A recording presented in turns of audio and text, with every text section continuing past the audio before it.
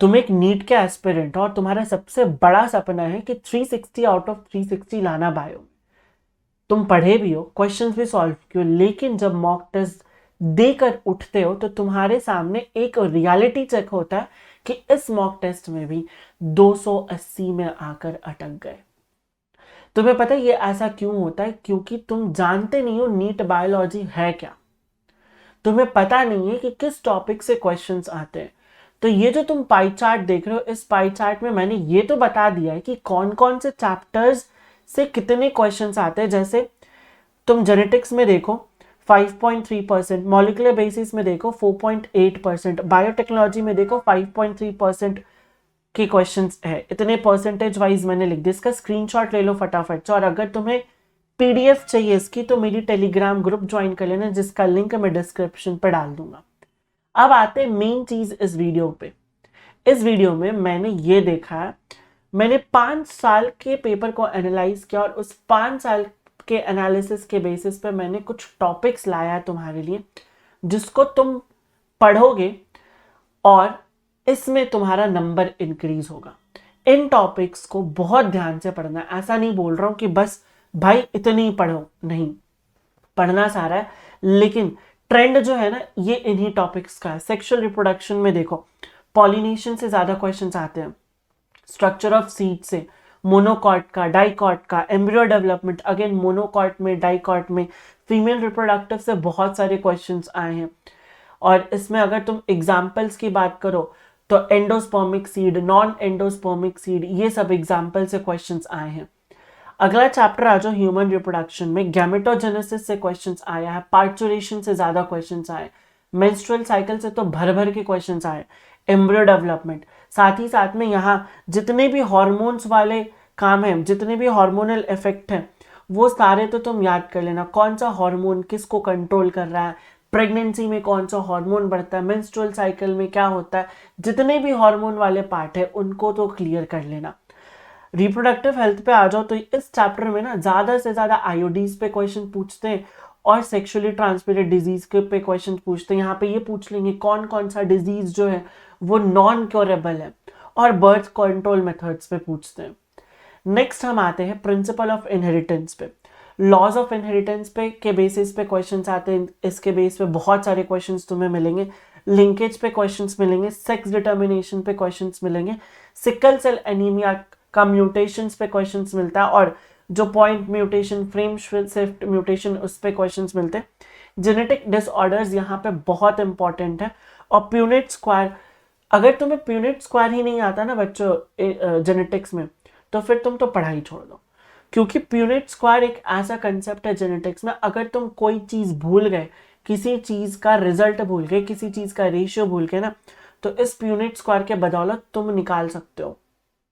आगे आ जाओ molecular basis पे, semi conservative nature of DNA, lac operon से भाई साहब इतने क्वेश्चंस आए कि क्या बताऊं मैं। ट्रांसलेशंस पे आते हैं, fingerprinting, structure of DNA, genetic code. अच्छा, बहुत सारे यूट्यूबर्स जो हैं वो ट्रांसलेशन इतना डिटेल में पढ़ा देते कि तुम्हें लगेगा बस अब तो तुम मॉलिक्यूलर बेसिस वाले साइंटिस्ट ही बन गए हो। एनसीईआरटी में देखो ट्रांसलेशन बहुत ऊपर ऊपर से पढ़ाया हुआ है, हमें उतना ही समझना है, उतना ही नीट में आएगा।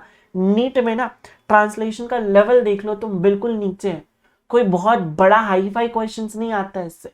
जो एनसीईआरटी में है वही पढ़ना है हमें, हम अलग ही पढ़ा देते हैं। कुछ कुछ एडुकेटर्स तो भाई साहब पता नहीं क्या पढ़ा देते हैं। नेक्स्ट आ जाओ इवोल्यूशन पे। इवोल्यूशन में स्टोरी, वो जो एनसीईआरटी का फर्स्ट 2-4 पन्ने में स्टोरी दे रखा है वो तो पढ़ना ही पढ़ना है। डार्विन के finches, founder effect, Hardy-winger law, evolution of man. ये जो हार्डी-विंगर लॉ है ना, इसके क्वेश्चंस बहुत इजी होते बच्चों, इसको छोड़ के मत जाया करो। और साथ ही साथ में मैं एक और चीज यहां पे ऐड करना भूल गया, पेडिग्री एनालिसिस। पेडिग्री एनालिसिस फोकट के नंबर देंगे तुम्हें। एक बार अगर तुम्हें पेडिग्री एनालिसिस समझ में आ गया ना, तो भाई तुरंत यूं क्वेश्चन सॉल्व होंगे। पेडिग्री एनालिसिस को समझने के लिए ना तुम्हें पता है जितने भी जेनेटिक डिसऑर्डर्स है उनको याद रखना पड़ेगा। अगर वो याद है तो तुम पेडिग्री एनालिसिस आराम से सॉल्व कर सकते हो। अब आ जाओ यहाँ पे ह्यूमन हेल्थ पे। एड्स हो गया, ड्रग्स हो गए, मॉर्फिन, हीरोइन, इन पे क्वेश्चन पूछते हैं। टाइप्स ऑफ इम्यूनिटी पे क्वेश्चन आता है, कैंसर पे क्वेश्चन आता है, कॉमन डिजीजेस पे क्वेश्चन आते हैं। नेक्स्ट आ जाओ माइक्रोब्स पे, sewage treatment, bio control agents, bio fertilizers, biogas production, household products, बस इतने ही क्वेश्चंस आएंगे माइक्रोब से। बायोटेक में देख लो, इलेक्ट्रोफोरोसिस से बहुत क्वेश्चंस आता है, आरई का नोमेनक्लेचर नेमिंग से क्वेश्चंस आता है, पीसीआर का process, palindromic sequence, tools, downstreaming process और रिकॉम्बिनेंट डीएनए टेक्नोलॉजी, ये सारे इंपॉर्टेंट टॉपिक्स हैं जो बायोटेक में तुम्हें पढ़ने। बेसिकली मैं बताऊं तो बायोटेक में सारे पढ़ने हैं। बायोटेक में मैं ये नहीं बोल सकता हूं कि इसी से क्वेश्चन आएगा, लेकिन ये सारे जो टॉपिक्स है बेसिकली इंपॉर्टेंट टॉपिक्स है। इसमें जेनेटिकली मॉडिफाइड ऑर्गेनिजम्स, जितने एग्जाम्पल है सब याद कर लो। इंसुलिन का प्रोडक्शन, अब इंसुलिन का प्रोडक्शन में भी तुम देखो इंसुलिन का स्ट्रक्चर से क्वेश्चन आता है कि इंसुलिन का स्ट्रक्चर कैसा है। जीन थेरेपी में एडीए डेफिशिएंसी वाला पूछ लेते, बीटी कॉटन में तुमसे पूछ लेते क्राई1 एसी, क्राई2 एबी, ये सब पूछते हैं। नेक्स्ट आओ ऑर्गेनिजम्स एंड पॉपुलेशंस पे, पॉपुलेशन इंटरैक्शंस तुम्हें देख लेना एमएन, ठीक है, एमेंसलिज्म कमेंसलिज्म क्या क्या है, जितने भी ग्राफ्स है वो देख लेने। ग्राफ्स बोले तो स्टेबलाइजिंग वाला, और कौन कौन सा मतलब कौन से कंट्री जो है वो स्टेबलाइजिंग पॉपुलेशन है, किसका डिक्लाइनिंग पॉपुलेशन है, ये सब देख लेना तुम्हें। और साथ ही साथ में तुम्हें पॉपुलेशंस ग्राफ में लॉजिस्टिक कर्व और ये सारी चीजें भी देख लेनी है। नेक्स्ट आ जाओ इकोसिस्टम पे, इकोसिस्टम में प्रोडक्टिविटी और इकोलॉजिकल पिरामिड, ये दोनों से क्वेश्चंस बहुत आते हैं। और आगे बढ़ते हुए बायोडाइवर्सिटी में conservation, loss of biodiversity, patterns of biodiversity. Patterns of biodiversity में वेस्टर्न घाट, ईस्टर्न घाट कहाँ ज्यादा, ये सारी टाइप के क्वेश्चंस आएंगे। बायोडाइवर्सिटी क्यों खो रहा है, लॉस ऑफ बायोडाइवर्सिटी से ये क्वेश्चंस आते हैं। कंजर्वेशन से क्वेश्चंस आएंगे, in situ ex situ conservation. Next आ जाओ 11th का पार्ट है लिविंग वर्ल्ड में टैक्सोनॉमी, कैटेगरीज और नोमेनक्लेचर तुम्हें करके जाना है। ओके, नेक्स्ट बायोलॉजिकल क्लासिफिकेशन में फंगाई से क्वेश्चंस आता है, डाइनोफ्लैजिलेट से, वायरस एंड वायराइट से क्वेश्चंस आते हैं। नेक्स्ट प्लांट किंगडम में देखो, प्लांट किंगडम में अगर देखा जाए ना तो जितने भी एल्गी है उसमें रिजर्व फूड मटेरियल से बड़े क्वेश्चंस आए, साथ ही साथ में अल्टरेशन ऑफ जनरेशंस पे क्वेश्चंस आए, एल्गल क्लासिफिकेशंस पे बहुत क्वेश्चंस आए, टाइप्स ऑफ स्पोर्ट्स पे बहुत क्वेश्चंस आए। रही बात ब्रायोफाइट और टेरिडोफाइट में, उसमें सिर्फ और सिर्फ ज्यादातर ये एग्जाम्पल्स पूछ लेते हैं। नेक्स्ट एनिमल किंगडम में किंगडम एनिलिडा जो है भाई वो बहुत इंपॉर्टेंट है।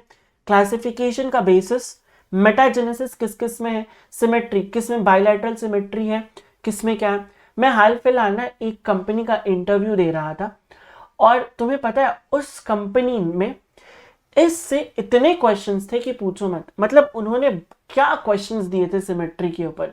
एनिमल किंगडम में इस तरह से भी क्वेश्चंस बनाए जा सकते हैं, मुझे वो कंपनी का इंटरव्यू देके पता चला।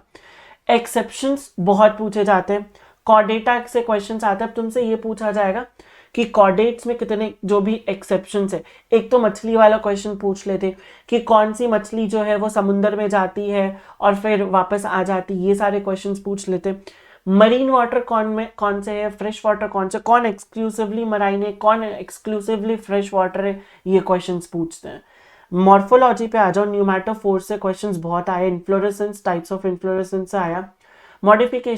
मॉडिफिकेशंस में भी तुम देखो ना तो यहाँ पे रूट मॉडिफिकेशंस और लीफ मॉडिफिकेशन से बहुत क्वेश्चंस आते हैं। ठीक है, फिर देख दो types of fruits, false fruit, drupe fruit, ये क्वेश्चंस पूछते हैं यहाँ पे। एनाटॉमी में tissue system, heartwood, sapwood, open growth, close growth, cambial ring, बस। नेक्स्ट आ जाओ सेल थ्योरी पे क्वेश्चंस आता है, एंडोमेम्ब्रेन सिस्टम पे आता है कि कौन एंडोमेम्ब्रेन का पार्ट है, कौन एंडोमेम्ब्रेन का पार्ट नहीं है।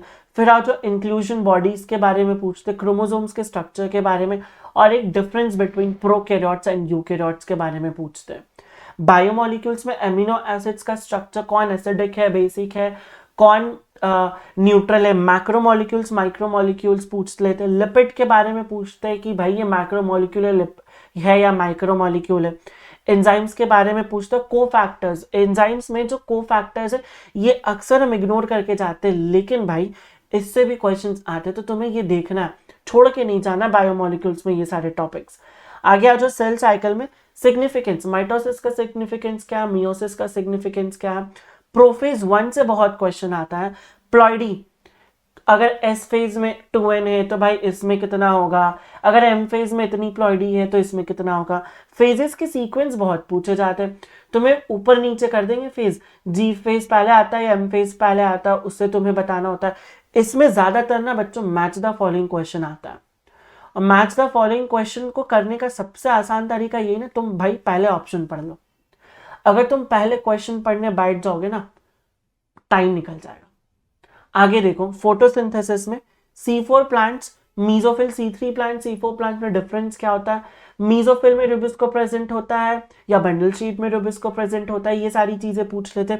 साइक्लिक फोटोफॉस्फोराइलेशन के बारे में पूछते, फैक्टर्स अफेक्टिंग और एग्जाम्पल्स बोले तो C3 प्लांट, C4 प्लांट और कैम्प पाथवे के प्लांट के एग्जाम्पल्स पूछ लेते, किसमें C3 होता है, किसमें C4 होता है, किसमें क्या होता है। और यहाँ पे जनरली ना तुम्हें पूछते कि एटीपी कितना खर्च हो रहा है, ये भी क्वेश्चंस आ जाता है। नेक्स्ट आ जाओ रेस्पिरेशन पे, ग्लाइकोलिसिस, कार्बन डाइऑक्साइड का प्राइमरी एक्सेप्टर कौन है, आरक्यू वैल्यू, और प्राइमरी एक्सेप्टर ऑफ ऑक्सीजन कौन है, इलेक्ट्रॉन का प्राइमरी एक्सेप्टर कौन है, ये सारी चीजें पूछते हैं यहाँ पे। प्लांट ग्रोथ में हार्मोन्स तो तुम्हें पूरा पढ़ना है, ऑल पूरा पढ़ लो। डिफरेंशिएशन और रीडिफरेंशिएशन का मतलब बहुत पूछते हैं, घुमा फिरा के इससे क्वेश्चंस बहुत देखा है मैंने। ब्रीदिंग में पार्शियल प्रेशर पूछते, डिसऑर्डर्स पूछते, एम्फाइसीमा से बहुत क्वेश्चंस आया है, और मैकेनिज्म ऑफ ब्रीदिंग ये एक ऐसा टॉपिक है जिससे मैंने बहुत क्वेश्चंस देखे। बॉडी फ्लूइड्स में देखो, ब्लड ग्रुप पूछते, ईसीजी, डब्ल्यूबीसी का फंक्शंस, डब्ल्यूबीसी में ए ग्रेन्युलोसाइट्स बहुत पूछते, मैकेनिज्म क्या है, मतलब डबल सर्कुलेशन और कार्डियक आउटपुट। और एक और चीज यहाँ पे लिख लो, कार्डियक साइकिल के बारे में भी बहुत सारी क्वेश्चंस पूछे जाती है, cardiac cycle. Next, excretory products में किडनी रेगुलेशन हमें देखना है, किडनी रेगुलेशंस के बाद डिसऑर्डर्स, यूरिन फॉर्मेशन और टाइप्स ऑफ नेफ्रॉन्स एंड रास मैकेनिज्म।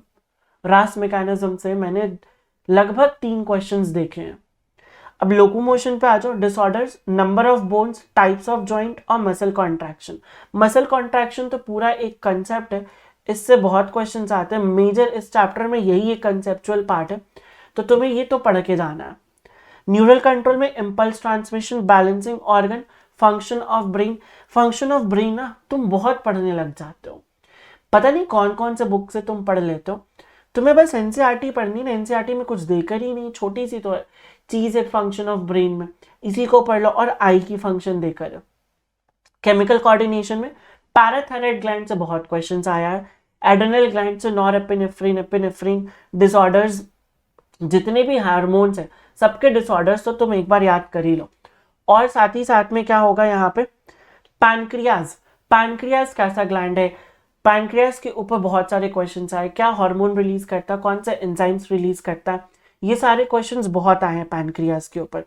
आगे आ जाओ, तो ये था पास्ट 5 इयर्स का एनालिसिस। अब तुम्हें करना क्या है, मैं ये बिल्कुल नहीं बोल रहा हूँ कि तुम्हें यही पढ़ के जाना नीट में, लेकिन मैं ये बोल सकता हूँ कि अगर तुम ये पढ़ के नहीं गए ना, तो तुम्हारे 360 में 360 लिख के ले लो, नहीं आएगा, क्योंकि ये ऐसे टॉपिक्स है जो हर साल रिपीट होते हैं, हर साल अपीयर होते हैं। तो तुम्हें करना क्या है, तुम इसका PDF बनाओ और अपने एनसीईआरटी में ये टॉपिक्स को हाईलाइट करो, और जब भी रिवीजन कर रहे हो इन टॉपिक्स पे याद रखना, सबसे ज्यादा रिवीजन दो, सबसे ज्यादा कंसंट्रेट करो और सबसे ज्यादा क्वेश्चंस बनाओ, और देखो तुम्हारे नंबर कैसे नहीं इंक्रीज होते हैं। आई होप जितने लोगों ने भी ये वीडियो देखा होगा तुम्हें पसंद आया होगा, और अगर पसंद आया है तो इस वीडियो को शेयर करो और इस चैनल को सब्सक्राइब करो।